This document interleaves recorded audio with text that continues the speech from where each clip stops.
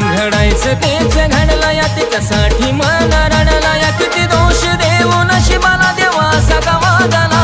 किती दोष देऊ नशिबाला देवा सका वागला माझ्या जानूच्या लग्नाची खबर ऐकून जीव तडफडाया लागला माझ्या जानूच्या लग्नाची खबर ऐकून जीव तडफडाया लागला